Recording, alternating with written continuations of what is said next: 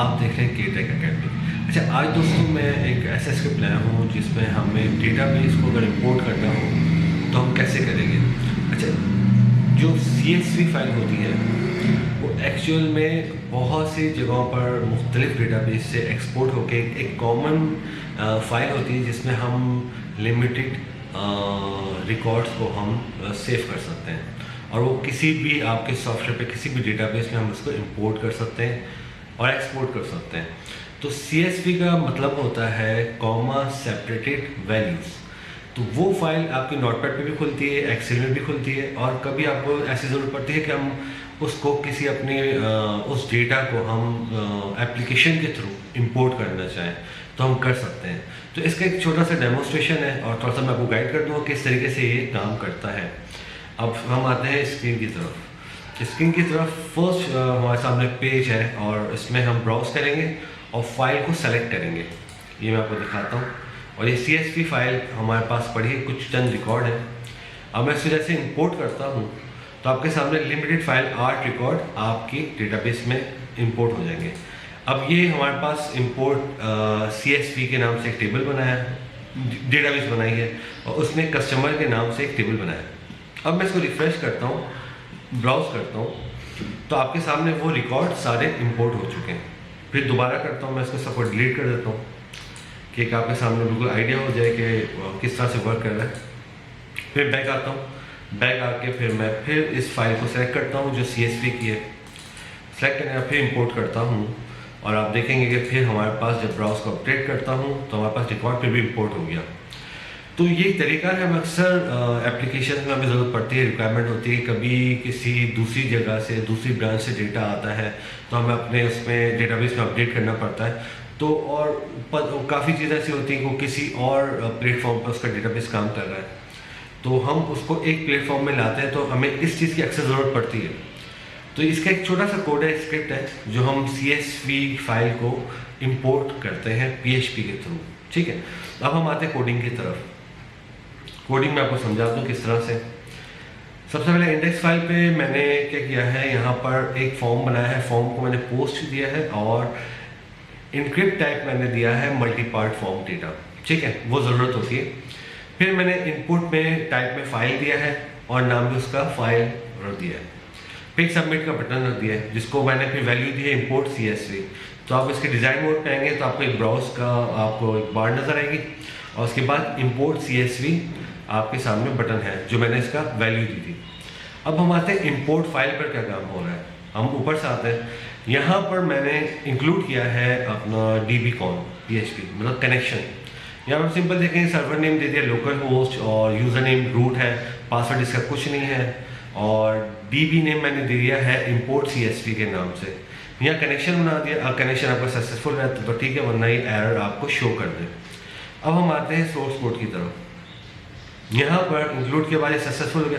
मैंने कहा set post, अगर आपका ये फॉर्म सबमिट हुआ है तो यहाँ पर आप देख सकते हो, पहले मैंने फाइल का वेरिएबल पर आपकी फाइल को मैंने वेरिएबल में ऐड कर दिया। ठीक है, अब मैं कहता हूँ फाइल अंडरस्कोर ओपन बराबर हो F ओपन का फंक्शन होता है, इस फाइल को ओपन करेगा। R से इसका मतलब है रीड करना।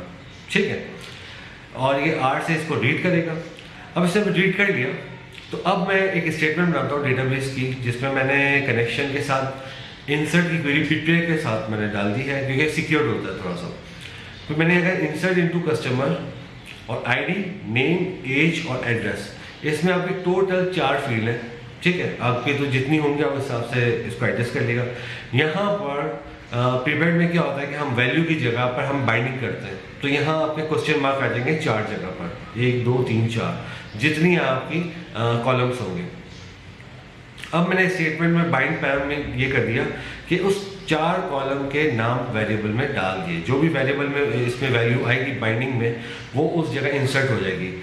ये एरिया जो है ISSS, ये आपको डिफाइन करना पड़ता है कि आपकी जो डेटाबेस है उसकी फील्ड्स की टाइप्स क्या हैं।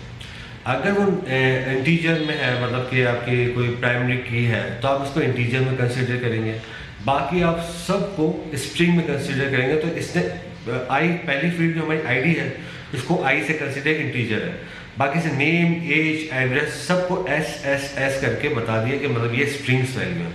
अब मैं बताता हूँ कि इसमें कौन कौन सी यूज़ होते हैं। इसमें इंटीजर यूज़ होता है, डी से डबल यूज़ होता है जो हम फ्लूट के लिए पॉइंट में कोई हमें वैल्यू शो करनी होती है। स्ट्रिंग डेट के लिए भी आप स्ट्रिंग यूज़ कर सकते हैं, जब अगर यहाँ से पैरामीटर जाएगा और जब इंसर्ट होगा तो ऑटोमेटिकली कन्वर्ट हो जाएगा डेट फॉर्मेट पर, तो इसमें भी स्ट्रिंग यूज़ करते हैं।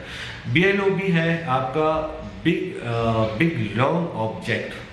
ये बेसिकली ये भी एक डेटा टाइप है जिसमें आप लॉन्ग फॉर्मेट पर ASCII कोड में, बाइनरी कोड में आप वैल्यू को, जैसे इमेज को कन्वर्ट करते हैं, आप डेटाबेस में इंसर्ट करते हैं, तो BLOB भी आपका एक डेटाबेस होता है। लेकिन अभी हम यहाँ पे इस्तेमाल नहीं करेंगे, मतलब थोड़ा सा आपको गाइड करने के लिए बता रहा हूँ। तो इसमें मैंने यूज़ किया है ISSS, ठीक है। इसमें बताया I इंटीजर है, S एड्रेस जो है वो स्ट्रिंग है, एज स्ट्रिंग है और नेम भी स्ट्रिंग है, ठीक है। ये जब आपने डिफाइन कर दिया, फिर मैंने कहा कि यहाँ पर वाइल पर CSV fget CSV फाइल को ओपन करेगा। उस फाइल को ओपन करके अब इसमें लेंथ है, लेंथ आप इसलिए मेंशन करेंगे कि अगर सपोज करें कि आपके पास कोई ऐसी फील्ड है जिसमें बहुत ज़्यादा डेटा है, डिस्क्रिप्शंस हैं, तो आप लेंथ अपनी तरफ से डिफाइन कर सकते हैं 2000, 3000। और अगर आपको पता है कि इतना ज़्यादा इसमें कंटेंट मौजूद नहीं है, नाम है, ईमेल है, फलाना, तो आप इसको 500, 200 भी कर सकते हैं। इसमें लेंथ डिफाइन करनी पड़ती है कि कितनी लेंथ तक का डेटा हो। तो इससे कॉमा से हम सेपरेशन बताते हैं, इन्वर्टेड कॉमा, बीच में हमने कॉमा बता दिया कि जो भी आपका डेटा होगा उसको जो आपने सेपरेशन करनी है वो कॉमा से करना है, तो वो नेक्स्ट फील्ड में कंसिडर करेगा। फिर नेक्स्ट लाइन को ये ऑटोमेटिकली न्यू रॉ पे इसको कंसिडर करता है, लेकिन आपकी जो फील्ड्स हैं उसको कॉमा से ये कंसिडर करेगा। अब ये आपने बता दिया ना हो बराबर फॉल्स के, कि अगर ये फॉल्स ना हो, आपका सही चल रहा हो, तो फिर ये करता है कि CSV की 0 कॉलम को, 0 मतलब फर्स्ट कॉलम, 1 जो होगा सेकंड कॉलम, सेकंड है वो थर्ड कॉलम, और थर्ड जो है फोर्थ कॉलम को कंसिडर करेगा। आपने उसको सिंपल, आपने इसको वेरिएबल में लेना है। मैंने वेरिएबल VID मतलब वेरिएबल ID बनाया, V एड्रेस मीन्स के वेरिएबल एड्रेस कर दिया आपने, V नेम आपने वेरिएबल में ले लिया। इन सबको जब इसमें ले लेते हैं तो फिर मैंने यहाँ पे इको कर दिया कि मैंने VID, V name, V age, V address मैंने यहाँ पर प्रिंट करवा दिया कि आपको उस वक्त जब इम्पोर्ट करें तो आपको नजर आए। अब आगे बात यहाँ पर कि जब बाइंडिंग हुई, बाइंडिंग में आपने क्या कर दिया कि जहाँ आपने मेंशन किया था कि ID, एड्रेस, एज, नेम, यहाँ पर इस जगह पर आपने वहाँ पर जो इसकी CSV की जो कॉलम 0 मतलब फर्स्ट कॉलम की जो वैल्यू है वो आपने, फर्स्ट रॉ की वैल्यू जो है फर्स्ट कॉलम फर्स्ट रॉ की, तो वो आपने ID में डाल दी। फिर सेकंड जो है वो आपने यहाँ पर एड्रेस में डाल दी, थर्ड आपने एज में डाल दी। मिसाल के तौर पर आपके अब यहाँ पर कॉलम वाइज फर्स्ट रॉ और कॉलम में आता है।